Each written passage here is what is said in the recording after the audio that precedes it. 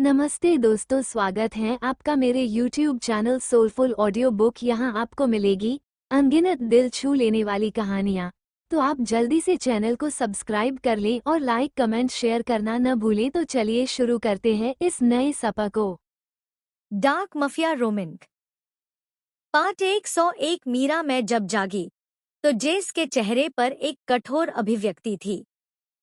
उसके हाथ में फोन इतनी मजबूती से थमा था कि मुझे लगा कहीं वो उसे तोड़ ही डालेगा। दिल तुरंत धक धक कर उठा। एहसास हो गया ये वो शांति नहीं थी जिससे सुबह शुरू होती है। कुछ बहुत बुरा हो गया था। सब ठीक है? मैंने पूछा, हालांकि मालूम था जवाब नहीं होगा। वो चुप था, खिड़की से नीचे झांक रहा था जैसे शहर ने उसे अपमानित किया हो। उसकी निगाहें इतनी तीव्र थी कि अगर संभव होता कांच पिघल जाता। मैंने बिस्तर से उठकर सिल्क रोब पहनी। जेस, बताओ क्या हुआ? उसने चेहरा मेरी तरफ घुमाया। थोड़ी देर तक नजरों में कोमलता उतरी, फिर फुर्र से गायब हो गई। हमें यात्रा अधूरी छोड़नी है, मीरा। माफ करना। मैंने धीरे से सिर हिलाया। क्या हुआ है? उसने गहरी सांस लेते हुए कहा, मेरी माँ को गोली मारी गई है। मेरे हाथ मुंह पर चले गए। डोना को गोलियां? सैकड़ों सवाल दम लेने लगे। क्या? क्यों? किसने? वो जिंदा है, उसने धीमे से कहा, पर गंभीर हालात में। हे भगवान! हमें फौरन निकलना होगा। मैं अलमारी की तरफ भागी पर उसने हाथ पकड़ा। सब हो गया। बस तैयार हो जा, फ्लाइट की इंतजाम है। मैंने रुककर कहा। जब सब तैयार था तो मुझे जगाया क्यों नहीं? उसके होंठ पर हल्की मुस्कान आई। तुझे सोते देखना अच्छा लगता है, मियाकारा। इतनी शांत लगती है कि जगाने का मन नहीं किया। दिल हल्का सा पिघल गया।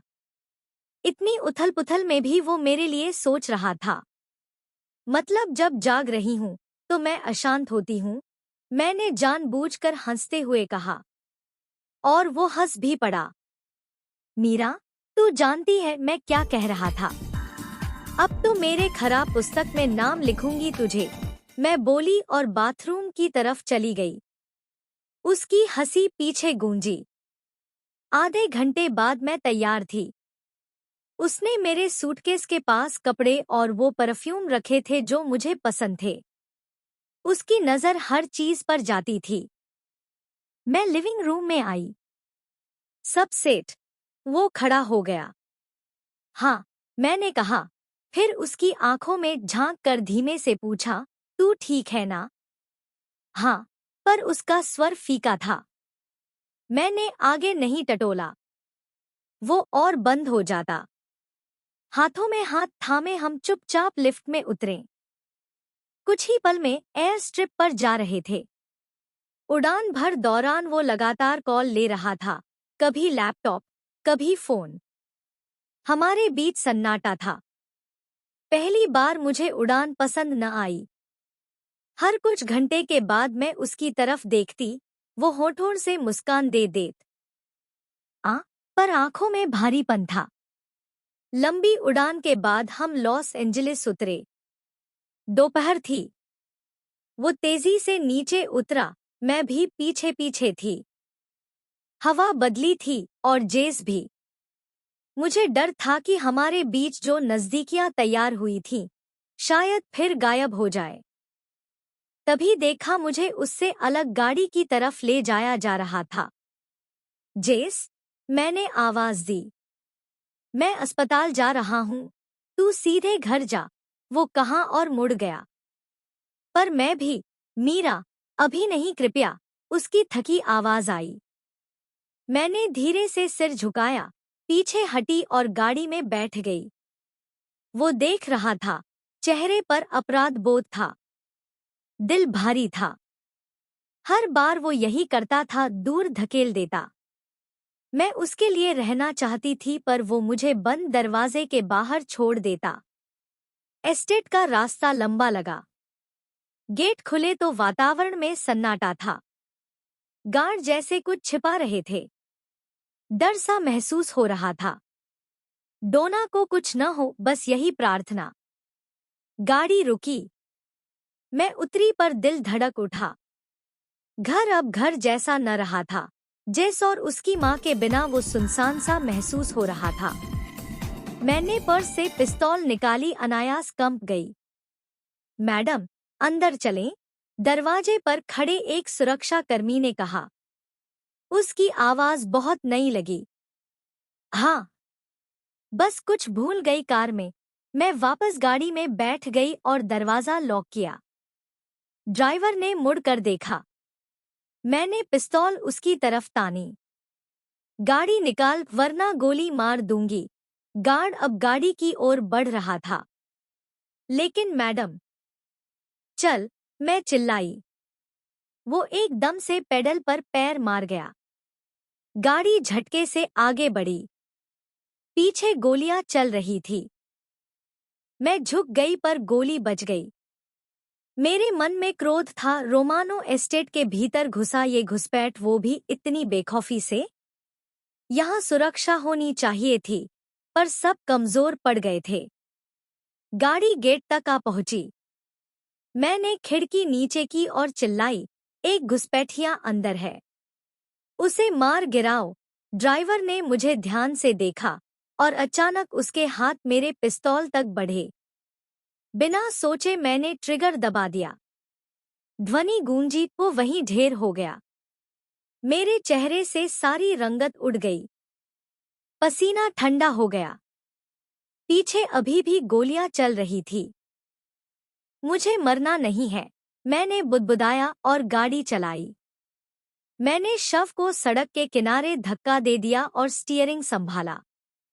गाड़ी तेज बढ़ती गई। मैंने जेस को कॉल किया। तू कहाँ है? सांस फूली हुई थी।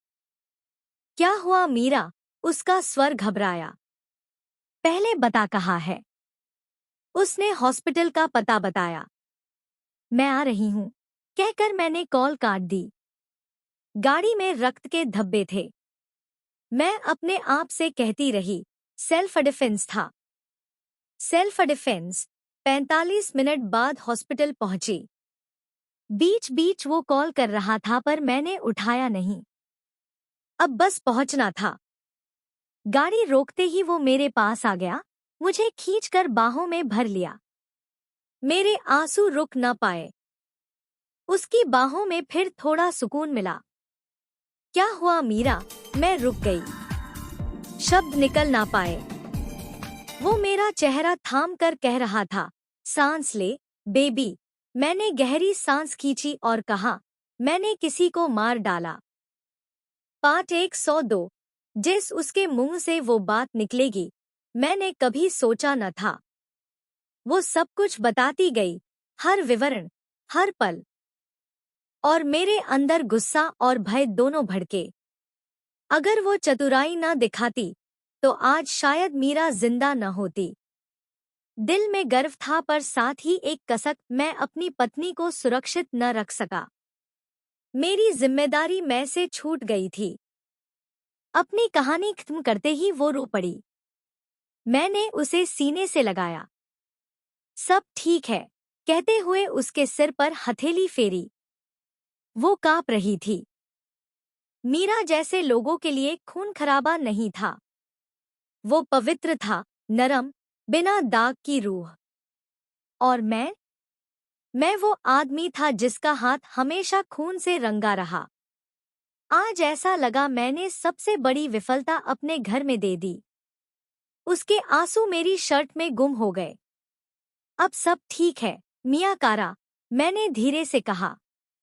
मुझे गोलियां चलानी नहीं चाहिए थीं। वो सुबकी, क्या पता उसके परिवार को अब कौन संभालेगा। मैंने उसका चेहरा ऊपर किया। ये ही दुनिया है बेबी। या तू मार दे या मार दी जाती है। अगर मैं ऐसा न करना चाहूँ तो, उसने धीरे से कहा। तो याद रख, वो सेल्फ डिफेंस था। तू नफरत से नहीं, जरूरत से लड़ी। वो धीरे से सिर हिलाकर शांत हो गई। मैंने उसके लिए हॉस्पिटल में प्राइवेट रूम बुक करवाया। वो कहती रही कि वो ठीक है, पर मुझे यकीन न था। मुझे सिर्फ शांति चाहिए थी कि वो जिंदा और सुरक्षित है। जब वो सो गई, तभी मुझे उसके शब्दों का वजन समझ आया। मासिमो ने मेरे घर में अपने आदमी घुसा दिए थे। वो कमीना सीमा रेखा पार कर चुका था। पहले मेरी माँ को गोली मारना, अब मीरा पर जानलेवा वार, इसका मतलब था युद्ध। उसे भूल गया था कि मैं वो आदमी नहीं जो चेतावनी देता है, मैं वो हूँ जो सब जला देता है। मैंने फोन उठाया। टॉमस। बॉस, हम तैयार हैं, उसने कहा जैसे मेरे विचार पहचान लिए हों। मासिमो के सारे आदमी खत्म कर दो, कोई बख्शा न जाए। ठीक है। एस्टेट की सफाई भी करो, अभी वो जगह बंद रहेगी। समझ गया। कॉल कट कर मैं वापस मीरा के कमरे में गया। वो पलटी पड़ थी, चेहरे पर तनाव था। शायद बुरा सपना देख रही थी। दिल में चुभन हुई। धीरे धीरे मैंने उसकी भौहों पर अंगूठा फेरा, बाल में हाथ फेरा, जब तक वो थोड़ी शांत न हो गई। मैं चाहता था वो आंखें न खोले, क्योंकि मैं नहीं चाहता था वो मेरी कमजोरी देखे। सुबह की नींद नाकाम रही। जल्दी शावर ले, मीरा का हाथ पकड़कर हम आईसीयू पहुंचे जहां मेरी मां लेट थी। 3 दिन से कोमा में थी। डॉक्टर कह रहे थे कि वो बच गई। ये ही चमत्कार था। मुट्ठियां कस गई जब मुझे याद आया कैसे उन पर हमला हुआ। लंच से वापस आते वक्त गाड़ी पर घात लगा के हमला किया गया। गोली रोधी गाड़ी को तोड़कर 2 गोली सीधे उनके पेट में मारी। मेरे आदमी ने हमलावरों को मार भी डाला, पर नुकसान हो चुका था। मैं भड़का, इतनी सुरक्षा के बाद भी ऐसा कैसे हो गया? मेरे पिता होते तो हर अक्षम आदमी को सीधे मार देते। मैं सहानुभूति रखता था, फिर भी पहली बार उनका निर्दय पक्ष सही लग रहा था। अब स्पष्ट था, मासिमो ने मेरे निकाले गए आदमी दोबारा खरीद लिए। वो मुझ पर मेरे लोगों से वार कर रहा था। साला, मेरे होंठों से शब्द निकले। जेस, मीरा ने धीरे से कहा। हम अब तक खामोश थे। उसने मेरे हाथ को थामा। सब ठीक हो जाएगा, मैंने धीमे से कहा। उम्मीद तो ऐसी ही रखनी पड़ती है। उसने फिर कसा, सब ठीक होगा, और किसी कारण से ये सुनकर मन थोड़ा हल्का हुआ। हम जल्द होटल आ गए। मीरा का सिर मेरे कंधे पर था। तू थका है, उसने धीमे से कहा। मैंने सोया नहीं। अब सोएंगे, पहले नाश्ता, वो फरमाई, और पहली बार मैं हंस पड़ा। जी मैडम। थोड़ी देर में हम खा के सो गए। शायद घंटों बाद पहली सुकून भरी नींद आ गई, पर उठते ही दिल धड़क गया। मीरा कहीं नजर न आई। मैं लिविंग रूम तक दौड़ा। मीरा, आवाज मेरे गले से एकदम निकल पड़ी। जेस, क्यों चिल्ला रहा है तू? वो टीवी देख रही थी, हाथ में चिप्स का पैकेट। मैंने गहरी सांस ली। मुझे लगा तू अपहरण हो गया। वो मुस्कराई। कौन मूर्ख मुझे तेरे आगे से छू सकता है? तू तो अपने हाथों से ही उनका काम तमाम कर दे। मैंने हंसकर कहा। तू मुझे बहुत बढ़ा चढ़ाकर कह रही है। सच कह रही हूँ, तू मेरा सुपरमैन है, और मुझे पता है तू हमेशा बचाएगा। मेरी आंखों में फिर दर्द आ गया। कल मैं फेल हो गया था। कम से कम अब तुझे पता है मैं भी अपने आप को सुरक्षित रख सकती हूँ। उसने हल्की सी मुस्कान दी। मैंने उसका माथा चूमा। तू मेरी शक्ति है। हम सोफे पर बैठे, उसका सिर मेरे सीने पर, बाल कंधे पर फैले। कांच के पार शहर की रोशनी चमक रही थी। कुछ समय के लिए सब कुछ थमा सा लगा। ना फोन, ना गोली, ना साजिश, बस वो और मैं। सोच रहा है, फिर से उसकी आवाज नींद भरी थी। मैं महसूस कर सकती हूँ। मैं हल्के से हंसा। उसके माथे पर होंठ रखे। तू सब महसूस कर लेती है ना? हाँ, उसने धीरे से कहा, खासकर जब तू कुछ छिपा रहा हो। उसके शब्दों से मैं चुप हो गया। मैं अब भी अस्पताल में अपनी माँ को उस अवस्था में देख रहा था, वो महिला जिसे कभी टूटते देख नहीं सोचा था। मीरा ने चेहरा ऊपर किया। जेस, कुछ भी हो, हम साथ रहेंगे हमेशा। उसके शब्द ने मुझे अंदर तक हिला दिया। मैंने उसे कस लिया, जैसे यही एक सच हो। तभी फोन बज उठा, तेज और संकटपूर्ण। स्क्रीन पर लिखा नाम पढ़ते ही दिल कस गया, मासिमो। मीरा ने धीरे से पूछा, कौन है? मैंने आंखों में नजर डाली और धीमे से कहा, मुसीबत। फिर कॉल उठा ली। पार्ट 103। जेस फोन ज्यादा नहीं बजा। पहले ही रिंग पर कॉल जुड़ गई। कुछ सेकंड की खामोशी जैसे जानबूझकर खींची गई हो, और फिर वो आवाज, जो जहर से भी अधिक खतरनाक थी। डॉन रोमानो, मासिमो ने ऐसा खींच कर कहा, जैसे हर अक्षर चाकू की धार पर घिस रहा हो। सुना है बधाई के योग्य खबर है। पत्नी मिल गई तुम्हें? या कहो, तेरी कमजोरी। मेरी उंगलियां कस गईं। फोन क्रश हो जाता अगर थोड़ा और दबाता। उसकी आवाज की शांति भी मुझ में आग जगाती थी, वो भी ऐसी जो सब कुछ जला दे। क्या चाहिए तुझे? मैंने दांत भींच कर कहा। फोन के दूसरे छोर से धीमी हंसी आई। वो ऐसी हंसी थी जो दिल में तेज खून घुमाने लगती है। हमेशा की तरह बेसब्र। लेकिन हमारा हिसाब अभी बचा है, रोमानो। मैं खिड़की के सामने जा खड़ा हुआ। शहर की रोशनियां नीचे थी और मेरी परछाई कांच में थमी थी। पीछे मीरा चुपचाप सोफे पर थी, अनजान। बात सीधी कह, मैंने कड़क आवाज में कहा।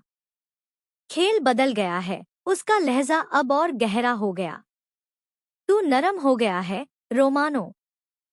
शादी, घर गृहस्थी, कितना मीठा है। पर मीठा सड़न लाती है हमारी दुनिया में। मेरे जबड़े कसे रहे। अपना जुबान संभाल, वो बोला। तू हर पल उसकी रक्षा नहीं कर सकता। तेरा ध्यान भटका और मैं वहीं हूँगा। वो गोली तुझे वहीं लगेगी जहां सबसे ज्यादा दर्द होगा। मेरे अंदर आग भड़क उठी। मैं फोन के आर पार होकर उसकी गर्दन मरोड़ देना चाहता था, पर शब्द लोहे की तरह निकले। उसका नाम फिर से लिया, तो तेरा बिस्कुट कुत्तों के सामने फेंकूंगा जब तक सांसें चलेंगी। वो फिर हंसा, ठंडेपन से। कितना संवेदनशील हो गया है। यही तो तेरी कमजोरी है, डॉन।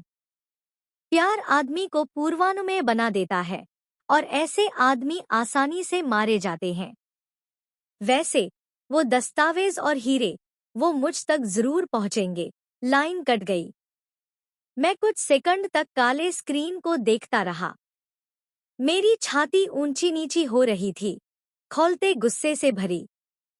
उसे मुझे कमजोर कहना महंगा पड़ेगा। मैं वो तूफान था जो हर चीज को बहा ले जाता है। पीछे से मीरा की धीमी आवाज आई, जेस। मेरे हाथों की हरकत रुक गई। वो दरवाजे पर खड़ी थी, आंखों में चिंता। मैंने फोन जेब में डाला। सब ठीक है, वो धीरे से मेरे पास आई। नहीं जेस, कुछ हुआ है। क्या वो मासिमो था? उसका अंदेशा हमेशा सटीक होता था।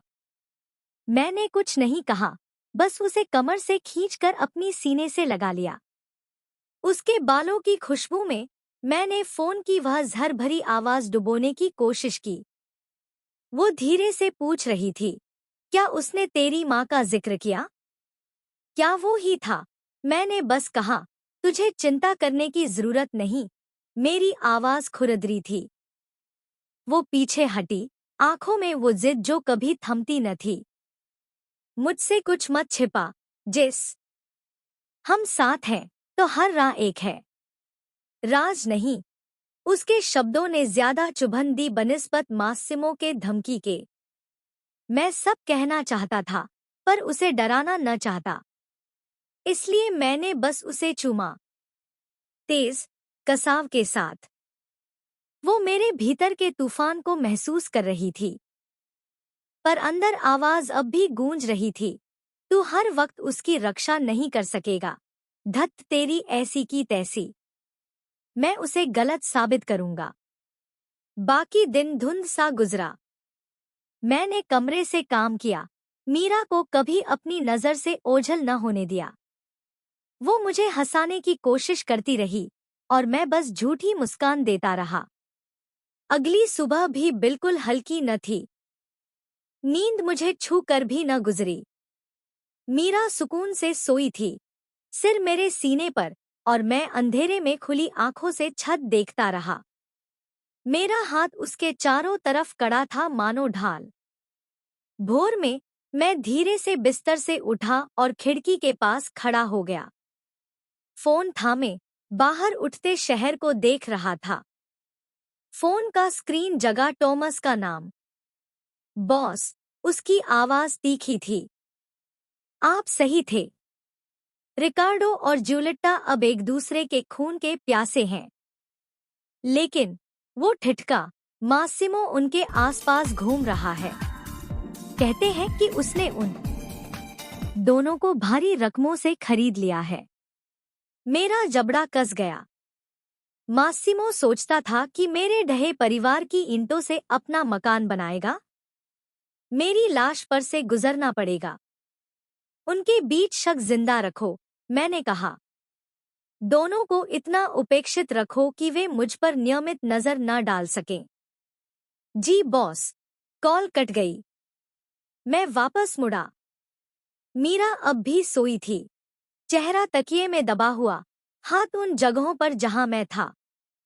वो इतनी नाजुक लग रही थी कि मेरे दिल में खामोश प्रार्थना फूट पड़ी।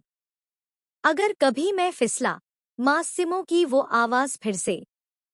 नहीं, मैं कभी फिसलूंगा नहीं। उसकी जिंदगी अब मेरी जिम्मेदारी थी। मैंने उसके बाल छुए, वो हल्के से हिली, नींद में भी धीमे से मेरा नाम बोला। दिल भर आया। वो मेरी कमजोरी थी, पर उसी से मेरी लड़ाई का कारण भी। और अगर मासिमो ने उसे छुआ, तो दुनिया में उसका अंश तक नहीं बचेगा। फोन फिर बजा। इस बार नाम देख मैं जम गया। अस्पताल। मैंने तुरंत कॉल उठाई। रोमानो। सर, आपकी माँ। डॉक्टर की आवाज थोड़ी तेज पर संतुलित थी। वो होश में आ गई है। 20 मिनट पहले ही हमें संकेत मिला स्थिति स्थिर है। मैं कुछ क्षण बोल ही ना पाया। दिल की धड़कनें फट पड़ी। क्या उन्होंने बात की? हाँ, कमजोर है पर पूरी होश में। उन्होंने आपका नाम लिया है। गला रुक गया। मैंने चेहरे पर हाथ फेरा। कई दिनों से मैं जिस आशंका के साथ जी रहा था, उससे पहली बार राहत मिली। कड़ी सुरक्षा लगाओ। मेरी आज्ञा के बिना कोई उनसे न मिले। जी, सर। कॉल समाप्त कर मुड़ा तो मीरा जाग रही थी। क्या हुआ? वो धीरे से उठ बैठी। मैंने गहरी सांस ली। मेरी माँ होश में आ गई है। उसकी आंखों में खुशी के आंसू भर गए। जेस, ये तो कमाल है। मैंने धीरे से सिर हिलाया। हाँ, पर अब सब कुछ बदल जाएगा, क्योंकि अब वो सिर्फ जिंदा न थी।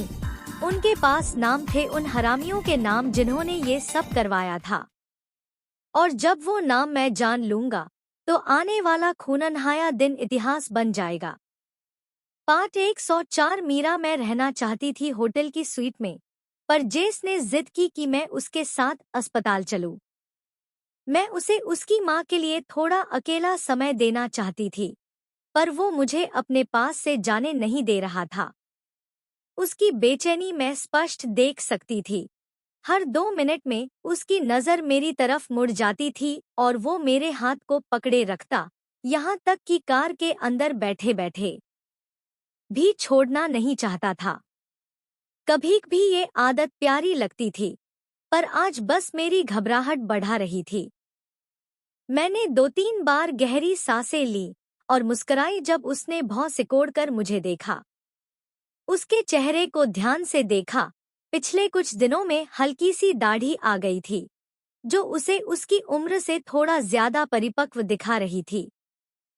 मैंने अपना अंगूठा उसके माथे की लकीरों पर फेरा।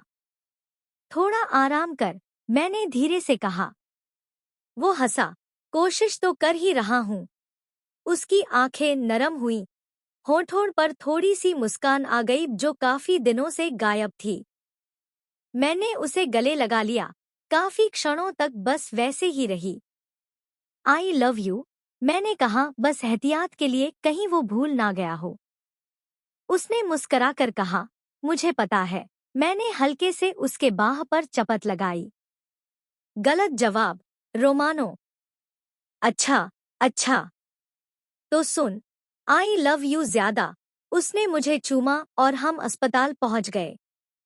वो पहले उतरा और मेरे लिए दरवाजा खोला। मैंने हाथ उसके हाथ में डाला और हम अंदर गए।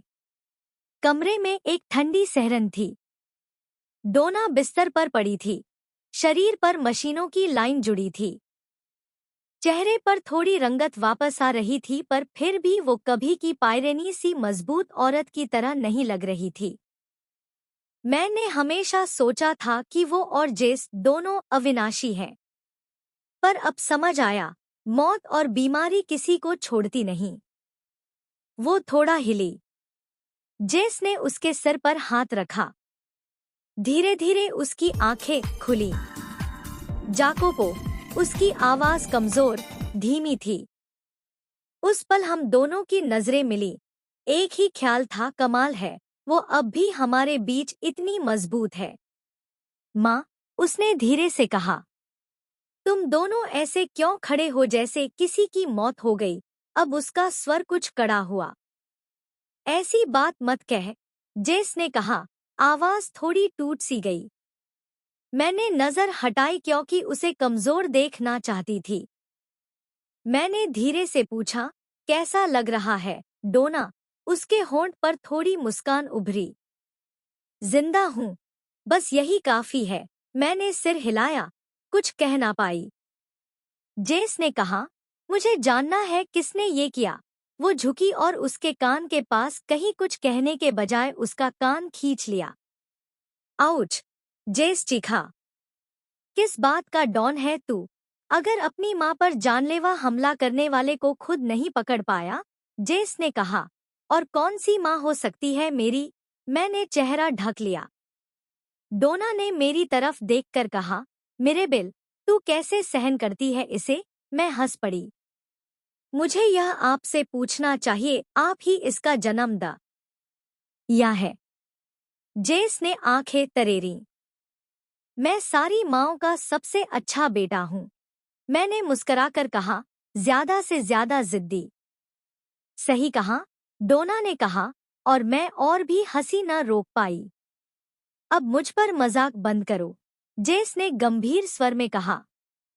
मामला सीरियस है। ठीक है, मैंने हंसी रोक ली। मेरे पास कुछ नाम है, डोना कही, पर एक सवाल है कि कैसे न्यूयॉर्क का गैंग मेरे पीछे पहुंच गया? जेस की आंखें चमक गईं। New York gang? हाँ, जाकोपो, सुन तो सही। मैंने हंसी रोकने की बहुत कोशिश की। इतनी गंभीर बात में भी वो ताने मार रही थी। मासिमो, जेस का जबड़ा कस गया। उस नाम से मुझे भी सहरन हो गई।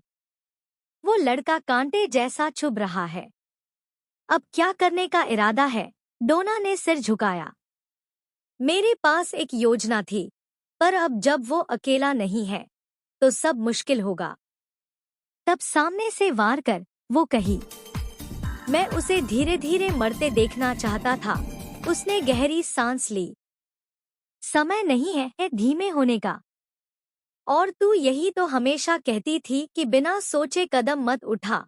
वो कुछ पलों के लिए चुप रही, फिर बोली, कभी भी समझौते की चाय भी काम कर जाती है।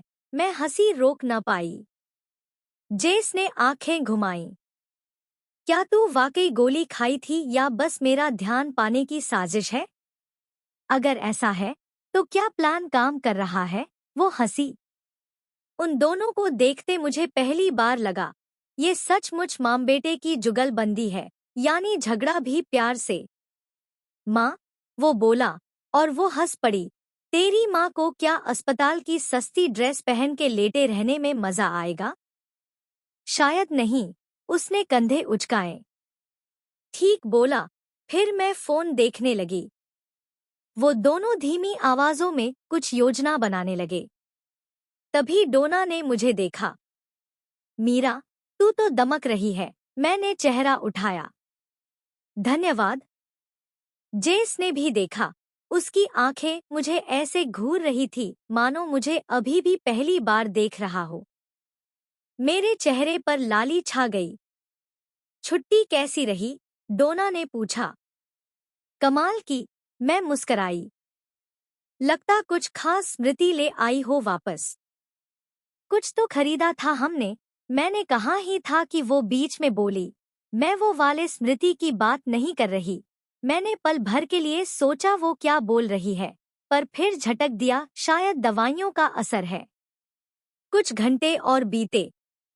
वो नींद में गई। जेस कॉल पर लगा रहा। मैं साइड पर खामोश बैठी। एक नर्स आई और उसके जेस के तीखे नजरों से इतनी घबरा गई कि हाथ कांप उठे। मैंने नजर से संकेत कर उसे ढीला पड़न एको कहा। जब मुझे नींद छूने को थी, वो लंच मंगवा लाया। हम दोनों चुप-चुप खा रहे थे। मैं कुछ पूछना चाहती थी पर वक्त अनुचित लगा। क्या सोच रही है? वो पूछा। बस ऐसे ही, मैंने हाथ हिलाया। तू थकी है। हम अस्पताल हमेशा मन उदास कर देते हैं। तेरी माँ की वजह से? हाँ, मैंने धीरे से कहा। उसने मेरा हाथ थामा। उसके होंठ मेरे हाथ की पीठ से छुए। माफ कर मीरा। अब सब ठीक है। वो झुका। मेरे होंठ छूने ही वाला था कि दरवाजे पर ठक ठक हुई। हम मुड़े। दरवाजे पर एक युवा आदमी था, हाथ में फूलों का गुलदस्ता। जेस उठ खड़ा हुआ। गलत कमरा है शायद। नहीं, सही है। मैं कार्मेला से मिलने आया हूँ। कौन हो? मेरी माँ से, जेस ने कहा। तुम ही जेस हो ना? मैं अलेजांद्रो, उनका दोस्त। उसने हाथ बढ़ाया, पर जेस के चेहरे पर ठंड छा गई। कौन सा दोस्त? उसका स्वर पत्थर जैसा था। और तभी पीछे से डोना की धीमी पर स्पष्ट आवाज आई। वो और मैं प्यार करते हैं। ओ ईश्वर। पार्ट 105। मीरा। डोना की उस घोषणा के बाद कमरे की हवा जैसे जम सी गई थी। इतनी भारी कि डर लग रहा था सांस लूं तो कहीं कुछ टूट न जाए। जेस के चेहरे से गुस्से का हरारत झलक रही थी। कंधे तन गए थे, जबड़ा कसा था, और हाथ मुट्ठियों में बदले खड़े थे। मैंने उसे कभी इतना खुलकर हिलता देखा न था। किसी ने कुछ न कहा। डोना तकिए पर टिक गई थी, मानो ये दुनिया का सबसे सामान्य मामला हो। उसकी तेज आंखें अपने बेटे पर टिकी थी, बिना डर, बिना पछतावे के। कोई और उसके इस तेज नजर के नीचे पिघल जाता, पर वो डोना कार्मेला थी। मैं अंदर ही अंदर बेचैन थी।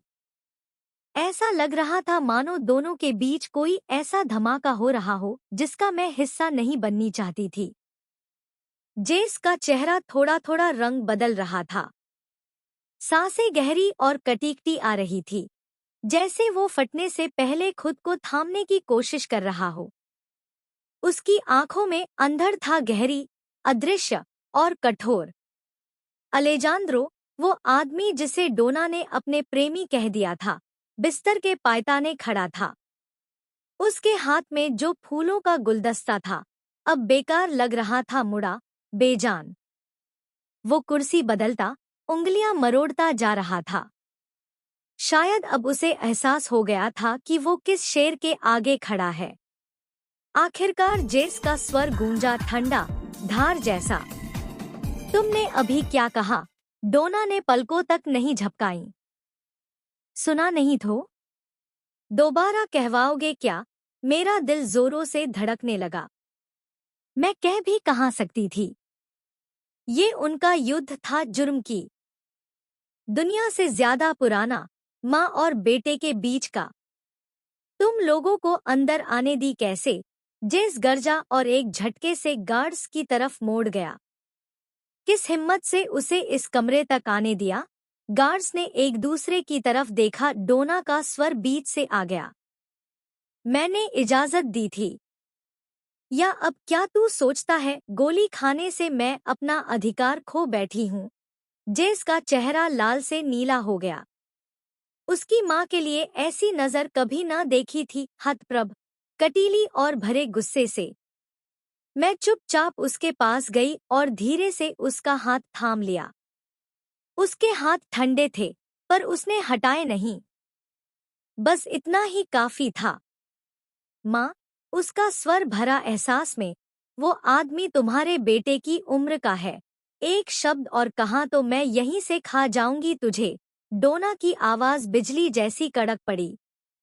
मुझे अपमानित मत कर अपने कमरे में। मैं गोली और विश्वासघात से बच गई हूँ। तेरे निर्णय की जरूरत नहीं।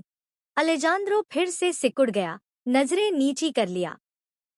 शायद वो दुआ मांग रहा था कि इस कमरे से जिंदा निकल जाए। जेस की एक खाली हंसी निकली। तेरी मातृत्व की इज्जत अलग चीज है, पर ये धोखा है। प्यार? मत हंसा। वो हांफता रहा, गुस्सा और तोड़ रहा था अंदर। तू उसे प्यार कह रही है? डोना ने चिन ऊंचा किया। कम से कम वो मुझे जिंदा महसूस कराता है। तेरी तरह नहीं, जो बस पत्थर हो गया है। ये बात तीर की तरह जेस के दिल में गई। उसकी आंखों का सारा रंग कहीं खा गया। अब बस धुंधला अंधेरा था। कमरे की हवा गाढ़ी हो गई। मैंने धीरे से कहा, जेस, छोड़ देना। वो ने एक झटके से हाथ खींचा। बस, बात खत्म। नहीं बेटे, ये शुरुआत है, डोना ने धीरे से कहा, पर उसके चेहरे पर वो जिद्दी संतोष था, मानो कह रही हो, मैं फिर जीत गई। जेस बिना कहे मुड़ा और तेज कदमों से कमरे से निकल गया। मैं घबराकर उसके पीछे भागी। मेरे जूते की आवाज खाली गलियारे में गूंज रही थी। वो रुका नहीं, पीछे देखा तक नहीं।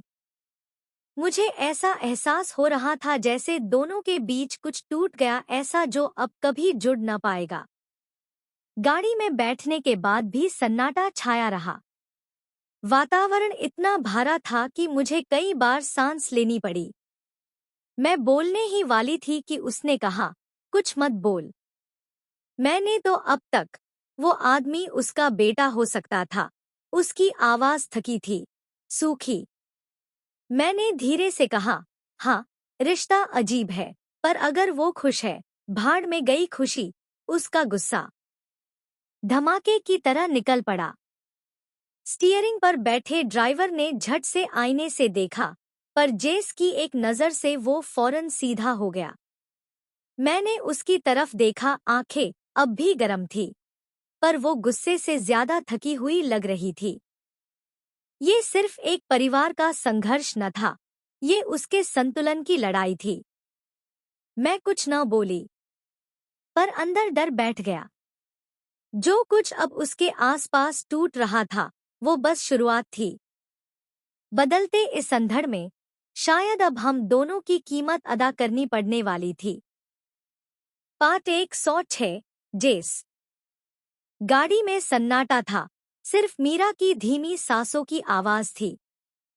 मेरी उंगलियां आर्मरेस्ट को इतनी जोर से पकड़े थी कि गांठें सफेद हो गईं, फिर भी छोड़ न सक रहा था। अगर छोड़ता तो शायद कुछ और तोड़ देता। डोना कार्मेला, मेरी माँ, वो औरत जो मेरे लिए हमेशा मजबूती की मूरत रही थी, और आज उसी ने ऐसा झटका दिया जो मेरे किसी दुश्मन ने कभी नहीं दिया। मैं उसके बिस्तर के पास खड़ा था, दिल में कृतज्ञता कि वो बच गई। पर उसकी पहली ही बात थी कि वो किसी अलेजांद्रो से प्यार करती है, एक ऐसे आदमी से जो मेरी उम्र का है, जिसे मैं जानता भी नहीं और काबू भी न कर सकता। अलेजांद्रो नाम मेरे दिमाग में छप गया था। चेहरा, निगाहें और वो हिम्मत कि मेरे सामने हाथ बढ़ाने की। उसके लिए वो सिर्फ एक दोस्त था, पर मेरे लिए अपमान का प्रतीक। भाड़ में गई खुशी, मैंने धीरे से कहा। मीरा ने सिर घुमाया, पर अब कुछ न बोली। वो समझ गई थी जब मेरे अंदर वो विस्फोट उबल रहा हो। मुद्दा सिर्फ माँ का न था, ये था काबू शासन का घमंड जो टूट रहा था। मेरी माँ ने मेरे सामने अपना निर्णय सुना दिया, मेरे आदेशों को अंगूठा दिखाकर दुनिया को याद दिलाया कि डॉन भी लहूलुहान हो सकता है। अगर मेरी माँ मुझे ठुकरा सकती है, तो बाकी कबीले क्या सोचेंगे? कि जेस रोमानो अब कमजोर है, नामुमकिन।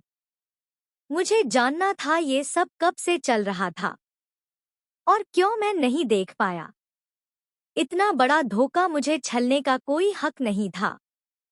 फोन वाइब्रेट हुआ। मेरे होंठ से नाम निकला, टॉमस। उसकी आवाज आई, बॉस, हमने अलेजांद्रो पर चेक किया।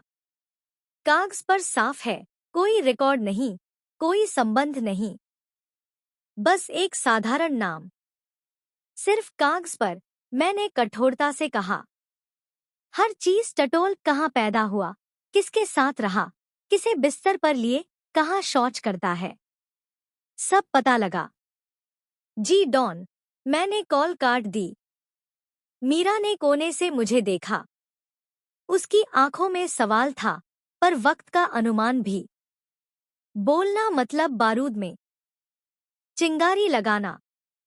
वो खामोश रही। फिर मासिमो का नाम दिमाग में आया और पेट में फिर से मरोड़ उठी। वो हरामी। माँ ने न्यूयॉर्क की गैंग का जिक्र किया था। उसके निशान हर जख्म पर थे। अब वो खिलवाड़ नहीं, युद्ध कर रहा था, मेरे साम्राज्य को भीतर से तोड़ रहा था। अब ये अलेजांद्रो, वो भी कहीं उसी के खेल का मोहरा तो नहीं? या क्या मेरी माँ ने खुद अंधेपन में दुश्मन के लिए दरवाजा खोल दिया? शक अब जहर जैसा फैल रहा था, हर शक्ल हित या अनहित से भरी लग रही थी। मैंने सिर में हाथ घुसाया जब तक बालों की जड़ें न चुभ गईं। मुझे अब बेटा नहीं डॉन सोचना था। हम प्यार में हैं, माँ की वो आवाज अब भी सुनाई दे रही थी। मैंने कभी न सोचा था कि ऐसा दिन भी देखूंगा।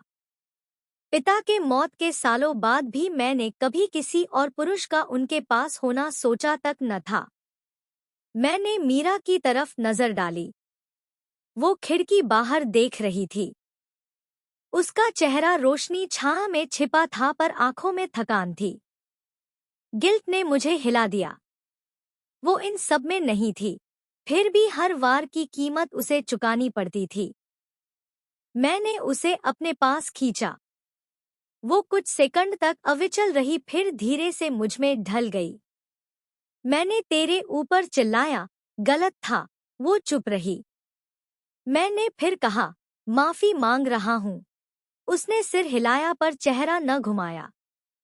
कभी भी मुझे अजीब लगता, एक तरफ मैं वो आदमी था जो दुनिया को आग में झोंक दे, और दूसरी तरफ अब इस औरत से माफी मांग रहा था कि आवाज ऊंची क्यों की। मुझे तेरे चीखने से डर लगता है, जेस, उसने धीमे से कहा। मेरी छाती में कुछ टूटा। अब नहीं, मैंने कहा और उसके बालों पर होठ रखे। फिर कभी नहीं चिल्लाऊंगा। वादा? वादा। उसने अपनी छोटी उंगली मेरी से लपेट ली। और अगर फिर किया तो तेरे लिए तेरी पसंद की जगह पर छुट्टी बुक कर दूंगा। उसकी मुस्कान ऐसी थी जैसे धूप कांच से झरे। फिर तो इंतजार करूंगी। वो हंसी, हाथ बढ़ाया, पर मैंने उसे खींच कर चुमा। उसके होठों पर अब भी रसभरी का स्वाद था। शायद हमारे संबंध हमेशा उलझे रहे, पर वो मेरी थी और कोई उसे छू न सकता था।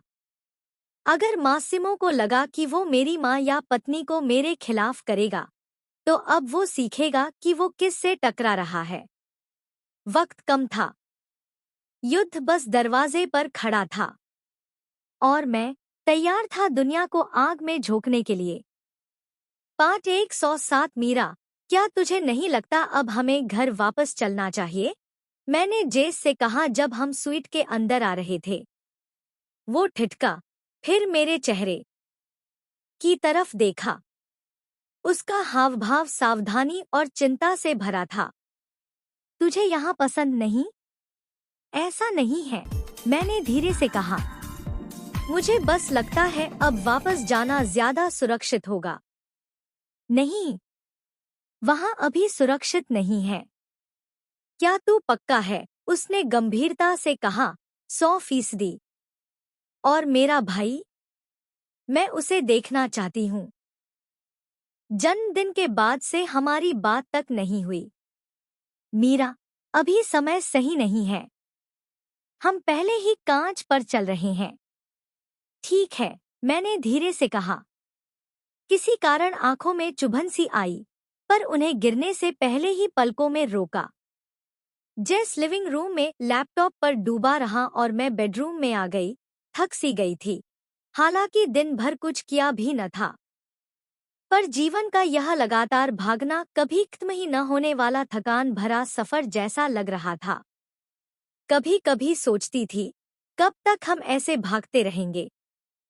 पहले कैस्टिलो, अब मासिमो, एक के बाद एक खतरा। कोई पल ऐसा न था जो डर से मुक्त हो। जेस कहता था सब काबू में है, पर मुझे हर लम्हा लगता था सब कुछ उसके हाथों से फिसल रहा है। और मैं भले कितना भी पूछूं, वो कुछ न बताता। मैंने बिस्तर पर करवट बदली, पर नींद न आई। एक भयावह विचार दिमाग में कौंधा, क्या उसे अब मुझ पर भरोसा न रहा? मैं झट से उठी। दिल तेज धड़क रहा था। लिविंग रूम में गई जहां वो लैपटॉप में झुका था। जाकोपो, मैंने पुकारा। वो थोड़ा सख्त सा हो गया, फिर मुझे देख रहा था। मिया कारा, क्या हुआ? क्या तू मुझ पर भरोसा करता है? उसने भौं सिकोड़ ली। बिल्कुल करता हूँ। ऐसा क्यों पूछ रही है? क्योंकि तू मुझसे राज छिपा रहा है। मीरा, मैं सिर्फ तुझे सुरक्षित रखना चाहता हूँ, राज नहीं छिपा रहा। मुझे सुरक्षित नहीं, जानकारी चाहिए। मुझे जानना है ये सब क्या चल रहा है। वो थक के चेहरा पकड़ लिया। मीरा, नहीं, जेस, मैंने रोक दिया। मुझे सच चाहिए। ये जो डॉक्यूमेंट मासिमो चाहता है, उसमें क्या है? मैं इतने दिनों से अंधेरे में रही हूँ। अब बहुत हो चुका। मेरी आवाज अनचाहे ऊंची हो गई। कमरा कई सेकंड तक चुप रहा। आखिरकार वो बोला, बैठ जा। मैं सोफे पर बैठ गई। वो अपना गिलास भरकर मेरे सामने आ बैठा। शब्द जैसे तौल रहा था। काफी समय बाद कहा, जिस डॉक्यूमेंट की तू बात कर रही है, उसे कहते हैं द सैंक्चुअरी डॉसियर। मैंने भौं सिकोड़ ली। इसका मतलब? सिर्फ एक फाइल नहीं है, मीरा। ये उस पाप की किताब है जिस पर हमारी दुनिया खड़ी हुई। हर रिश्वत, हर बंधक, हर कत्ल की सच्चाई उसमें लिखी है। हर परिवार के गुनाहों के नाम उसके अंदर औरों के लिए जहरीली तलवार हैं। महज माफिया परिवारों की। हाँ, रोमानो, कैस्टिलो, मासिमो का बाप, सब। मेरे पिता ने सबके राज जोड़कर उसमें भर दिए थे। नाम, लेखा, रिकॉर्डिंग, खाते भर निशान। अगर वो पब्लिक हो गई तो पूरी अंडरवर्ल्ड भस्म हो जाएगी। मेरे रोमरोम में सिहरन दौड़ गई। तो मासिमो उसे नष्ट करना चाहता है? नहीं, उसका चेहरा उजला पड़ गया। वो राज नहीं तोड़ना चाहता, उन्हें काबू में रखना चाहता है। जो उस डॉसियर का मालिक है, वो हर डॉन का मालिक है। भय ही सत्ता है, मिया कारा। यही विरासत मेरे पिता ने छोड़ी। और वो अभी मेरे पास नहीं, वो धीरे से बोला। गुम कर दी? गुम नहीं, किसी ऐसे इंसान को दी जिस पर मुझसे भी ज्यादा भरोसा है, जो किसी पर वफादार नहीं, सिर्फ मुझ पर। बस वही सुरक्षित है। पर अगर ये इतना खतरनाक है तो इसे जला क्यों नहीं दे देता? वो चुप रहा। कमरे में सन्नाटा छा गया। जेस, मैंने धीरे से कहा, क्योंकि यही तो हमारी जान का सुरक्षा कवच है, उसने धीरे से जवाब दिया। मैंने निगल लिया। मतलब?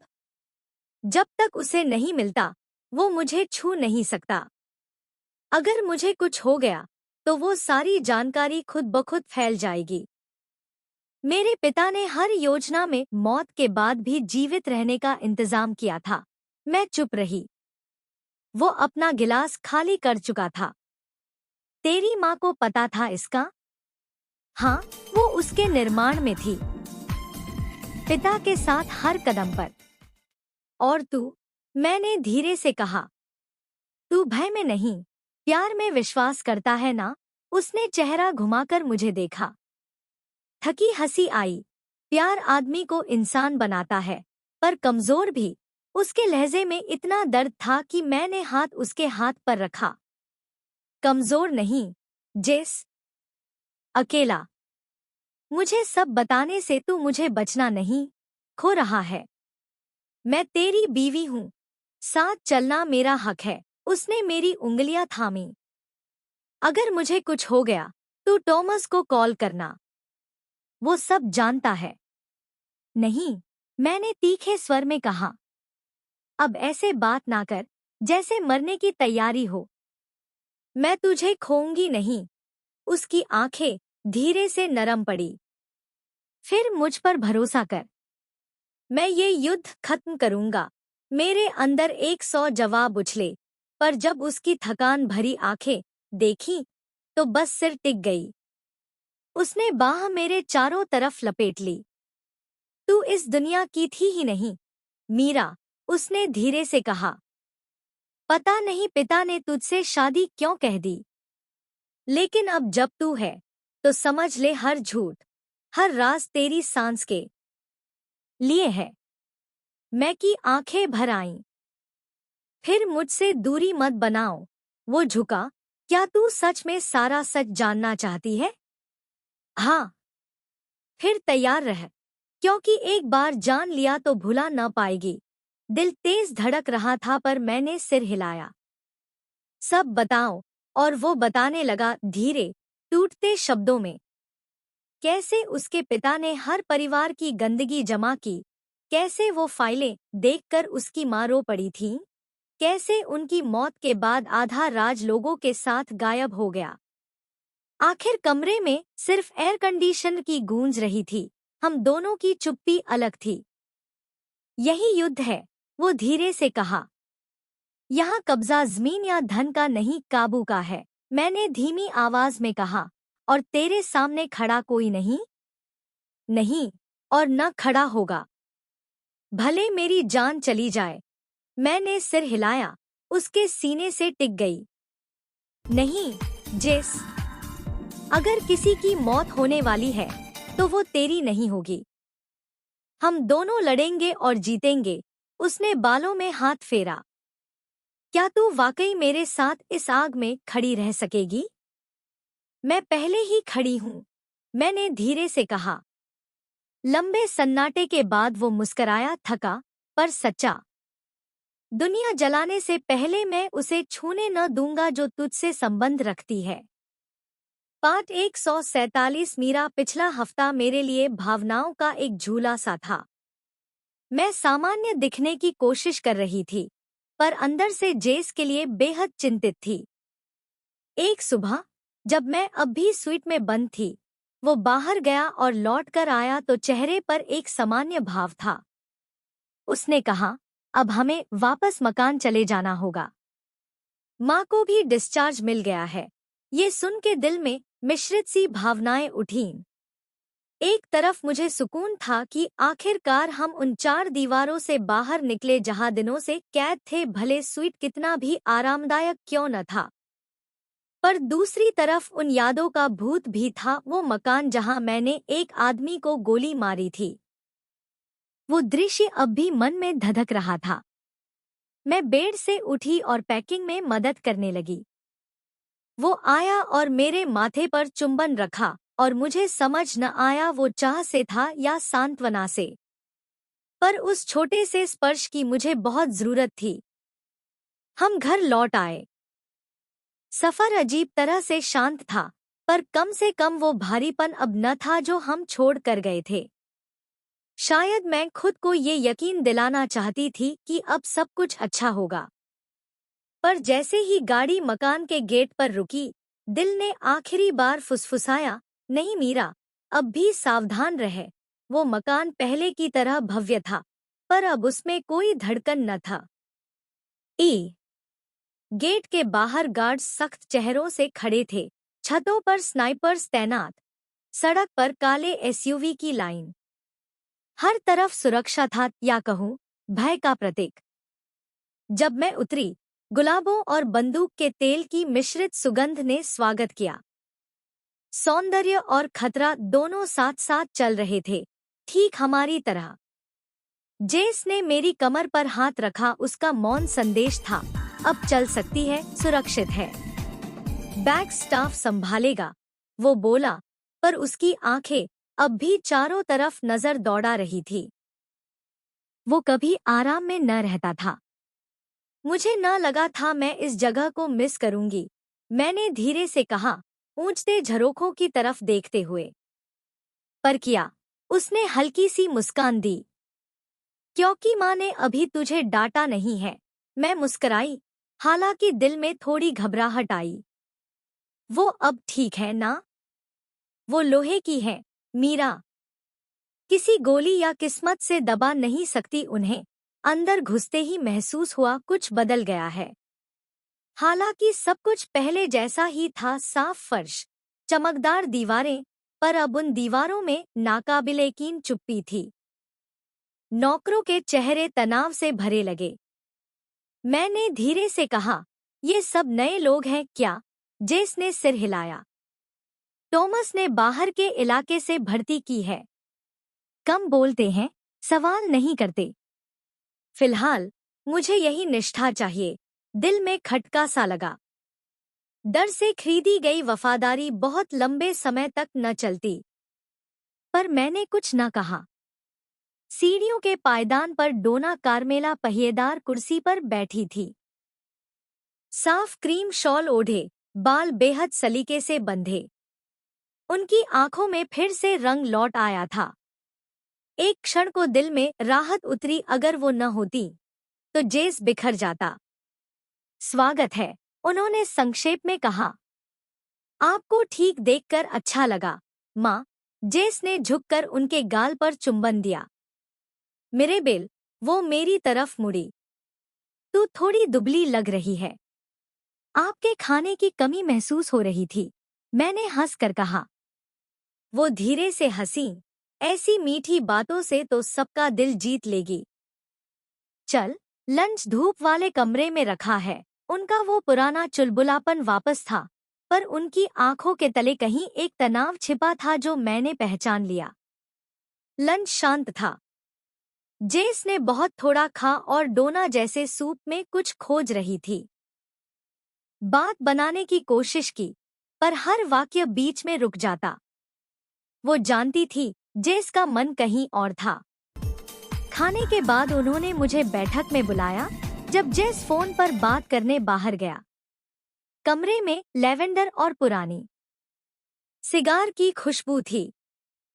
वो सोफे पर संकेत से बुलाने लगी। कैसी है बेटी? कोशिश कर रही हूँ, मैंने कहा। कुछ दिन अच्छे लगते हैं, कुछ भयावह। वो धीरे से बोली, इस परिवार में जो शांत मिलती है वो उधार की होती है, स्थायी न होती। उनकी बात ने दिल कपकपा दिया। सच था, कभी न कभी फिर से उथल पुथल होनी ही थी। फिर उन्होंने मुझे देखा, आवाज धीमी पर छलकी हुई। जेस से सुना, तू दस्तावेज के बारे में जिज्ञासु है। मैं चौंकी। उसने बताया आपको? वो मुझसे राज ज्यादा नहीं छिपाता। कम से कम हमेशा तो नहीं, मैंने संभल कर कहा। मैं बस जानना चाहती थी हम किससे लड़ रहे हैं। और क्या उसने बताया? हाँ, इतना काफी था समझने के लिए कि वो खतरनाक है। वो कुछ देर तक मुझे देखती रही, फिर धीरे से कहा, खतरा सिर्फ शक्ति से न होता, पर उनसे भी जो उसके लालच में आते हैं। मैंने कुछ कहना चाहा, पर उन्होंने मेरा हाथ थाम लिया मजबूती से। सावधान रह, मिरेबेल। हर मुस्कुराता चेहरा वफादार नहीं होता। उनका वो वाक्य मन में गूंजता रहा। शाम ढली तो उसका मतलब समझ आ गया। कमरे की ओर जाते समय मैंने स्टडी के पास 2 आवाजें सुनी। उसे अभी तक पता नहीं चला है ना? एक ने धीरे से पूछा। नहीं, पर जल्द ही उसे सब पता चल जाएगा, दूसरी आवाज आई। मैं दीवार के पीछे रहकर जड़ हो गई। एक आवाज जानी पहचानी थी, वही गार्ड जो आज मेरे दरवाजे पर थोड़ा ज्यादा रुका था। दिल सकपका गया। मैं कुछ पल रही, जब तक उनके कदमों की ध्वनि दूर न हो गई। फिर धीरे धीरे सांस सही की और कमरे की ओर बढ़ी। जेस बालकनी पर था, आस्तीनें चढ़ी थी। फोन कान से लगाया। वॉल्ट को सील कर दो, बिना मेरी इजाजत कोई भी पास ना जाए। टॉमस भी नहीं। मेरी सांस रुक गई। यहाँ तक कि टॉमस भी नहीं। वो मुड़ा और मुस्कराया, थका हुआ पर नरम। सब ठीक, मैंने धीमे से कहा। थोड़ी थकान है। वो मुझे अपनी ओर खींच लाया। आराम कर, अब हम घर आ गए हैं। उसका दिल मेरे गाल के पास धीरे धीरे धड़क रहा था, सशक्त, पर कहीं अंदर एक उथल पुथल थी। मेरी आंखें बंद हो गईं, पर डोना की बातें गूंजती रहीं। सावधान रह मिरेबेल। हर मित्रवत चेहरा वफादार नहीं होता। पहली बार जेस रोमानो के साथ होकर मुझे एहसास हुआ कि शायद वो चेतावनी बाहर की दुनिया के लिए न थी, बल्कि इन दीवारों के भीतर के लिए थी। पाठ 109। जिस रात असामान्य रूप से शांत थी, बहुत ज्यादा शांत। वो सीमांत शांति जो सुकून नहीं, संदेह जगाती है। मैं बालकनी पर खड़ा था, जहां चांदनी आंगन पर धीरे धीरे बिखर रही थी। नीचे गार्ड्स नियमित ढंग से घूम रहे थे, हर 20 सेकंड में स्थिति बदल रहे थे। सब कुछ संगठित था, पर फिर भी कहीं कुछ गलत लग रहा था। ये मकान मैंने कभी अभेद्य बनाया था, पर अब ये मेरा तक महसूस नहीं हो रहा। हर परछाई साजिश जैसी लग रही, हर फुसफुसाहट खतरे की घंटी बन गई थी। पीछे मीरा सो रही थी, उसकी हल्की सांसों की धुन कमरे में बह रही थी। मैंने भी सोने की कोशिश की थी, पर दिमाग रुक न सका। आज नहीं। आज वो आंधी बहुत करीब थी। रेलिंग पर पड़ा फोन वाइब्रेट हुआ। देखने की जरूरत न पड़ी, टॉमस ही था। बोल, मैंने धीरे से कहा। बॉस, मसला है। उसकी आवाज तनावग्रस्त थी। मसला मतलब? नए गार्ड्स में से एक ने ड्यूटी के दौरान प्राइवेट कॉल की। लाइन एनक्रिप्टेड थी। 3 लोकेशन बाउंस करने के बाद कट गई। कॉल किसे की? हम ट्रेस कर रहे हैं, पर पैटर्न पहचान में आ रहा है। मासिमो के नेटवर्क से मिलता है। मैंने दांत भींच लिए। पक्का? लगभग। लगभग से काम नहीं चलेगा, मैंने कहा। जानता हूं, पर वो होशियार है।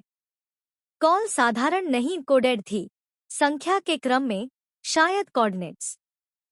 किसके कोऑर्डिनेट्स? यही निकाल रहे हैं। मैं कुछ पल सोचता रहा, दिल तेज धड़कने लगा। ऐसी लोकेशन सिर्फ एक चीज के लिए जरूरी हो सकती थी, वॉल्ट। ईस्ट विंग, मैंने कहा। जैसा आपने कहा था, वहां गार्ड डबल किए हैं। लेकिन बॉस, वो रुक गया। कह दे, टॉमस। उसी ब्रिगेड का एक आदमी गायब है। शाम से नजर नहीं आई। वॉकी टॉकी बाग में गिरा मिला। साला, मैंने नीचे बोल दिया। मासिमो ने उसे पकड़ा या किसी ने अंदर से छोड़ा? टॉमस चुप रहा। मैंने नजरें अंधेरे में डाली और डोना के वो शब्द कानों में बजे, भरोसा सावधानी से करो। शायद वो मीरा को नहीं, मुझे कह रही थी।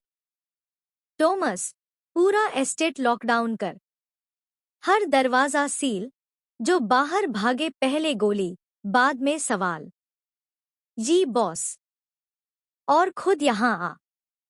कॉल काट दी। पीछे से चादर की सरसराहट आई। जेस। मीरा की नींद भरी आवाज थी। फिर सो जा, प्रिंसेस, मैंने धीरे से कहा। बस थोड़ी बेचैनी है। वो बैठ गई, आंखें मल रही थी। तू फिर चल रहा है कमरे भर में। दिमाग शांत नहीं हो रहा। वो अधनींद में भी मुझे देख रही थी। हर चीज से मुझे बचाने की जरूरत नहीं है, जेस। ऐसा नहीं कर रहा, मैंने झूठ कहा। वो जान गई थी कि मैं फिर कुछ छिपा रहा हूं। कंधे ढीले हो गए, पर चुप रही। जब वो फिर सो गई, मैं बस उसे देखता रहा।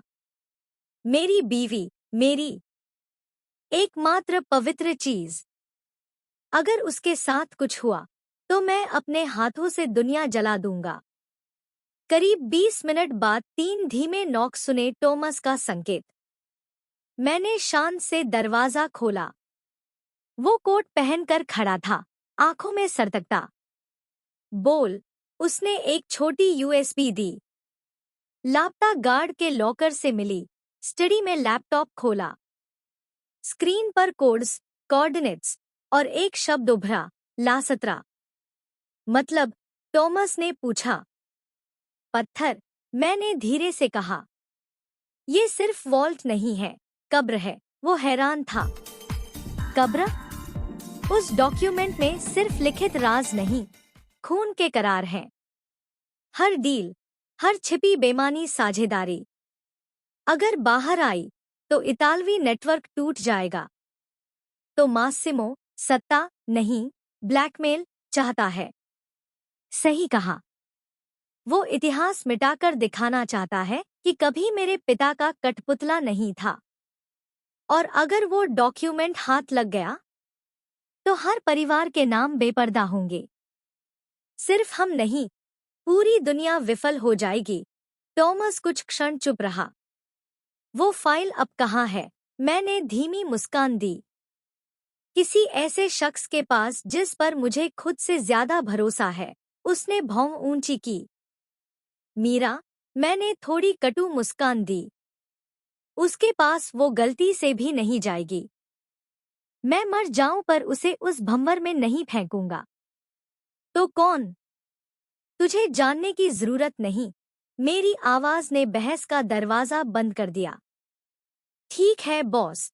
इसी बीच कॉरिडोर में कोई धीमे कदमों की आवाज आई। बहुत हल्की, बहुत नपीतुली। मैंने गन निकाली और संकेत किया। वो धीरे से दरवाजा खोला।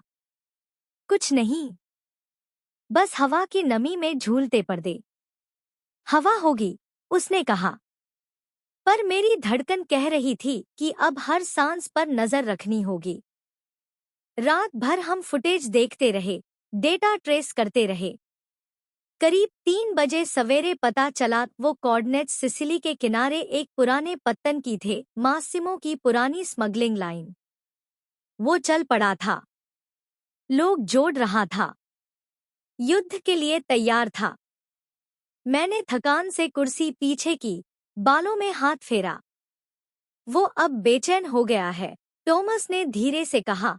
और खतरनाक? मीरा का चेहरा मन में उभरा। वो ऊपर सो रही थी, अंधेरे से बेपरवाह। यही विचार मुझे और जला गया। उसके कमरे के आसपास सुरक्षा दोगुनी कर, मैंने कहा। मेरी अनुमति के बिना उस द्वार के पास हवा भी न गुजरे। जी बॉस। जब वो चला गया, मैंने खिड़की के पास खड़े होकर शराब का गिलास थामा। पूर्वी क्षितिज पर सुबह का हल्का नीला रंग उभरा जा रहा था। हर बार जब मुझे लगता था कि मैं एक कदम आगे हूँ, मासिमो किसी न किसी तरफ से आ खड़ा होता, पर इस बार नहीं। फिर भी दिमाग में एक धीमी आवाज रह गई, अंदर ही कोई टूटा है। मैंने गहरी सांस ली, बाहर अंधेरे की तरफ देखा। आजा मासिमो, मैंने धीरे से बोला। लेकर आ अपनी सेना, अपना जहर। मैं हर पुल जला दूंगा, हर आदमी गिरा दूंगा, हर किला खाक कर दूंगा, पर तुझे तेरा लक्ष्य नहीं देने वाला। अगर चुनाव युद्ध तक जा रहा था तो पहली चिंगारी मैं ही भड़काऊंगा, और अगर मुझे साफ करना पड़ा तो पहले उस गद्दार से शुरू करूंगा जो मेरे अपने घर की दीवारों के पीछे छिपा है। पाठ 110 मीरा। हम सुबह होने से पहले ही निकल पड़े। दुनिया के सोते वक्त चल पड़ना कुछ पवित्र सा लग रहा था, मानो खतरा अभी तक जगा ही न है और हम उससे आगे निकल गए हों।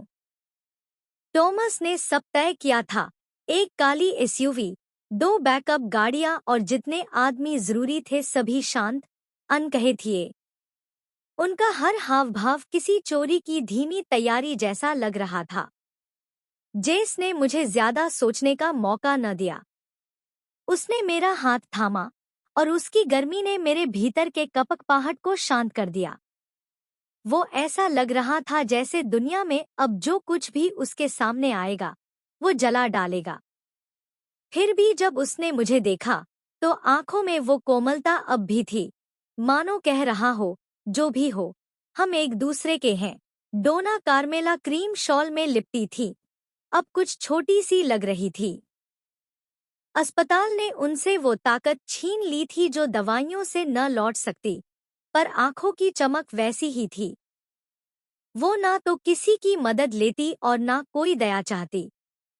उन्होंने खुद घोषणा की, मैं बराबरी से जाऊंगी, मुझ पर तरस न खाना, और जाने से पहले कमजोर आवाज में भी आदेश दिए, कोई मेहमान नहीं, कोई फोन नहीं, न बेवकूफी।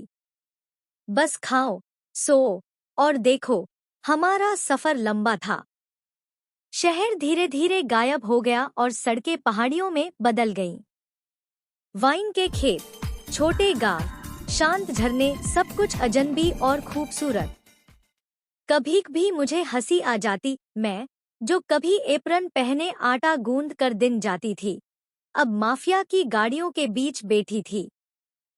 टॉमस ने सड़कें और सुरक्षा हर तरफ से संभाल रखी थी।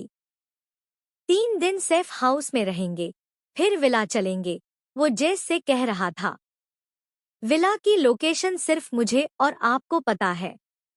न कोई कैमरा, न नेटवर्क, स्वयं सुरक्षित जगह है। स्टाफ भी स्थानीय है, विश्वसनीय। जेस ने सिर हिलाया और मेरी तरफ एक छोटी सी मुस्कान। थैंक यू, तुझे वहां अच्छा लगेगा। शांति है। शांति, मैंने मन ही मन दोहराया। वो शब्द डरावना भी था और आकर्षक भी। विला सचमुच छिपा हुआ था। लंबा पेड़ों से घिरा रास्ता, लोहाजाली का गेट जो बेआवाज खुलता था, और एक पुराना सा घर, पत्थर की दीवारें, लकड़ी का सामान, और सामने झील जैसे कांच की तरलता में ठहरा हुआ। आसपास जैतून के पेड़ थे, गुलाब के झाड़ और एक छोटा सा सब्जी का बगीचा। अगर आप सुरक्षा कर्मियों को न देखें तो कोई कह सकता था ये पोस्टकार्ड है। धीरे धीरे हम दिनचर्या में ढल गए, कृत्रिम शांति का भ्रम। टॉमस और उसके लोगों ने परिधि तय की, ड्रोन उड़ाए, सिग्नल जामर लगाए। मैंने देखा, सीखा और किसी तरफ से संतुलित रही। डर था पर अब वो परिचित सा लगने लगा था। डोना ने अपने सफर का निर्देशन खुद किया। लाठी के सहारे धीरे चल रही थी, आंखें अब भी एक कमांडर की तरह। उसने माली को बुलाया और फूल काटने के सही तरीके बताए। जिंदगी विवरणों में होती है, उसने कहा, फिर मुझसे मुस्कुराकर जोड़ा, तुझे आप पोलंटा बनाना सीखना होगा। मैंने मुस्कराकर कहा, अगर इतनी शांति टिकी रही तो जरूर सीखूंगी। रात हो चुकी थी। झील पर चांदनी थी और मैं बरामदे में पैर ओढ़कर बैठी थी। जेस बगल में था, उसका कंधा मेरे सिर के पास गर्म और भारी। तुझे इस तरह शांत देखना अच्छा लग रहा है, उसने धीरे से कहा। मैं हंसी। कह तो रहा है ऐसा जैसे खुद आराम से है। वो हंसा, एक छोटा सा पल जहां हम बस इंसान थे, कहानी के चरित्र नहीं। रातें लंबी थी और संरक्षा का एहसास एक कंफर्ट और बोझ दोनों था। हर दरवाजा कोड से खुलता, हर आदमी अपनी कहानी लेकर चलता। टॉमस सख्त नियमों में सिर्फ सांस लेता था। कभी भी मैं सोचती वो दैत्य है या रक्षक। डोना की सेहत तेजी से उठ रही थी। कभी वो थक कर सो जाती, कभी पहले से ज्यादा ऊर्जा से भरी लगती। कभी पुराने बाजारों की कहानियां सुनाती, कभी उस पहली मोहब्बत की जिसने उन्हें खून और कर्ज के बीच जीना सिखाया। उनकी ज़बान से प्यार का मतलब सिर्फ ममता न था, राजनीति था। मैं उन्हें अलेजांद्रो के बारे में पूछना चाहती थी, पर जानती थी वो दिल के स्तंभ खुले नहीं छेड़े जाने चाहिए। जेस भी उसका नाम सुन ना सकता था।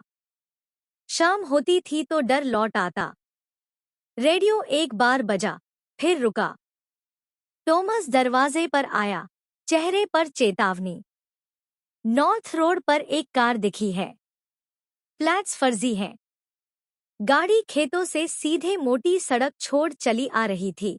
मेरा दिल धक से रह गया। जेस बिजल ई की तरह उठा, बिना कुछ कहे राइफल थामी और आदेश दिए। वो और उसके आदमी जंगली शेरों की तरह सरक गए। मैं दरवाजे पर खड़ी बस देखती रही, डर और दृढ़ता मुझ में लड़ रहे थे। कुछ घंटों बाद पता चला, गाड़ी मोड़ कर चली गई। न कोई आक्रमण, सिर्फ एक संकेत, भय का इशारा। सबने एक सांस छोड़ी, जैसे वो भी भारी थी। जेस मेरे पास आ खड़ा हुआ, चेहरा थका हुआ, पर आंखों में अब भी धधकती ज्वाला। सुन मीरा, वो धीरे से बोला, अब हम एक साथ चलेंगे, कभी अलग नहीं। लोकेशन को कोई न जाने। अगर कुछ भी हो तो बिना सोचे भागना, सवाल नहीं करना। उसने मेरे माथे पर चुंबन रखा, मानो प्राण प्रतिज्ञा हो।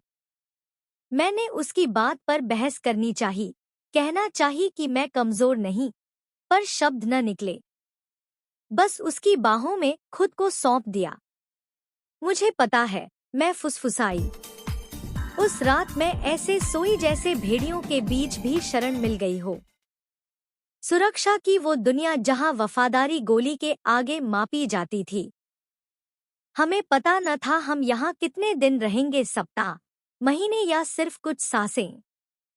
पर इस वक्त, जैतून के पेड़ों और झील के बीच, मैंने पहली बार आंखें बंद करके सोच लिया, शायद कभी हम वाकई सांस ले सकेंगे, एक दूसरे को सही से जान सकेंगे और आग के आने से पहले थोड़ी शांति चुरा लेंगे। क्या तुझे लगता है युद्ध आया तो हम तैयार होंगे? मैंने धीरे से पूछा। जेस ने अंधेरे में मेरा हाथ थामा। हम हमेशा तैयार रहते हैं। मैंने चुपचाप विश्वास करने की कोशिश की।